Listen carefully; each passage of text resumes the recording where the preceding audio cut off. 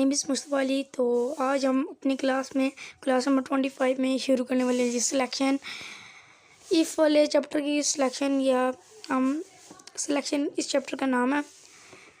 इस चैप्टर में हम तकरीबन पढ़ने वाले हैं if else if ladder nested if switch case. तो अभी हम इफ़ शुरू कर लेते हैं। इफ़ क्या होता है, इसको क्यों यूज़ करते हैं, और पहले एक बात बता दूँ, इफ़ की उर्दू मीनिंग है अगर। Simple if check if a condition is true, it only execution if the condition is true. If हम अगर एक कंडीशन के तहत यूज़ करते हैं, चाहे वो इंग्लिश में हो, कोडिंग में हो, या रियल लाइफ में हो, या उर्दू में हो, इसको हम एक कंडीशन के लिए यूज़ करते हैं अगर को, कि अगर तुम आए तो ले आना, अगर तुम ना आए तो तुम वो वाली चीज़ रख लेना। इसका कोड देख लेते हैं। देख सकते हैं यहाँ पर हमने दो वेरिएबल बनाए। एक की क्लास का नाम है ABC, दूसरी की क्लास का नाम है XYZ। ABC की वैल्यू है 10, XYZ की वैल्यू है जी 15। हमने इफ़ का लिखा कि if bracket ABC is smaller than XYZ bracket, इसके आगे सेमीकोलन नहीं आएगा, क्योंकि इस एफ के ना बाद हम सेमीकोलन नहीं लगाते, क्योंकि यहाँ पर हमारी बात अभी ख़त्म नहीं हुई होती, और जहाँ पर हमारी बात ख़त्म हो जाती है वहाँ पर ही हम सिर्फ सेमीकोलन लगाते हैं। फिर उसके बाद ब्रैकेट, उसके अंदर हमने लिखा कंसोल और राइट लाइन डबल क्वाड्स में C# मतलब कि C#।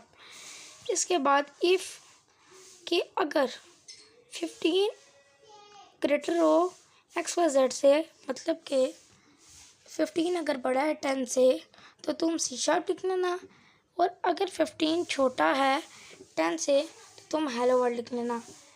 जैसे कि आप यहाँ पर देख सकते हैं कि 15 is smaller than 15, so the result is output is C# because of the 15 is greater than 10। You see that the output is 15, not 15, it's C# because 15 is greater than 10. If the 15 is smaller than 10, then the compiler prints the hello world. So we are going to next class. Next topic, यहाँ पर अभी हम पढ़ने वाले हैं if else। अब else का Urdu meaning क्या है वो मैं आपको बता देता हूँ। इफ़ को हम कहते हैं अगर, एल्स को हम कहते हैं जी मगर। अगर मगर अगर मगर अगर मगर अभी हम पढ़ने वाले हैं। अगर मगर को if else checks if a condition is true और false, it execute code based on the outcome. ये एक ऐसा आउटकम होता है, इसको हम ऐसे लिखते हैं कि अगर हमारा जो इफ़ है उसमें हमने सारी बातें कह दी, ठीक है, बहुत आसानी से कह दी।